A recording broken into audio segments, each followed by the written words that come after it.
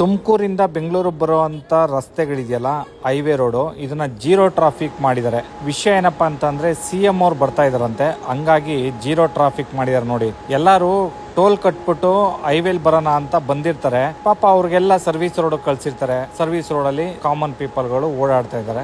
VVIPಗಳು zero traffic ಅಲ್ಲಿ ಈ ತರ ಹೈವೇಲ್ ಓಡಾಡ್ತಾರೆ. ಇದು ಇವತ್ತಿನ ಒಂದು ಸಮಾಜ ಅಂತ ಹೇಳ್ಬೋದು. ನೋಡಿ, ಇವ್ರಿಗೋಸ್ಕರ ಎಷ್ಟೆಲ್ಲ ಟ್ರಾಫಿಕ್ ಪೊಲೀಸ್ಗಳು, ಕಾರ್ಗಳು, ಎಷ್ಟು ನ್ಯಾಷನಲ್ ವೇಸ್ಟ್ ಆಗ್ತಾ ಇದೆ, ಎಷ್ಟು ಜನದ್ದು ದುಡ್ಡು ಲಾಸ್ ಆಗ್ತಾ ಇದೆ.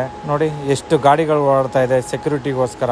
ಇಲ್ಲಿವರೆಗೂ ಒಂದು ಪೊಲೀಸ್ ಗಾಡಿ ಬರುತ್ತೆ, ಇಲ್ಲಿಂದ ಬೇರೆ ಪೊಲೀಸ್ ಗಾಡಿ ಬರುತ್ತೆ. ನೋಡಿ, ಇಲ್ಲಿ ಫ್ಲೈ ಓವರ್ ಹತ್ತಿದ್ರೆ ಡೈರೆಕ್ಟ್ ಗೊರಗುಂಟೆ ಪಾಳ್ಯಕ್ಕೆ ಹೋಗೋಕ್ಕೋಸ್ಕರನೇ ಎಷ್ಟೋ ಜನ ಟೋಲ್ ಕಟ್ಬಿಟ್ಟು ಬಂದಿರ್ತಾರೆ. ಆದ್ರೆ ಇಲ್ಲಿ ಫ್ಲೈ ಓವರ್ ಹತ್ರ ಬರ್ತಿದ್ದಂಗೆನೆ ಎಲ್ಲಾರನ್ನೂ ಕೂಡ ಸರ್ವಿಸ್ ರೋಡ್ ಅಲ್ಲಿ ಕಳಿಸ್ಬಿಟ್ರು. ಅವರು ಇನ್ನ ಸಿಟಿ ಗೊರಗುಂಟೆ ಪಾಳ್ಯಕ್ಕೆ ರೀಚ್ ಆಗ್ಬೇಕು ಅಂತ ಅಂದ್ರೆ ಎಷ್ಟು ಟ್ರಾಫಿಕ್ ಇರುತ್ತೆ, ಅವ್ರು ಎಷ್ಟು ಬೈಕೊಂಡಿರ್ತಾರೆ.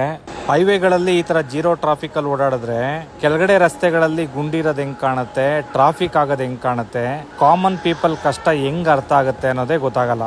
ಜೀರೋ ಟ್ರಾಫಿಕ್ ಪ್ರಜಾಪ್ರಭುತ್ವ ಇದು.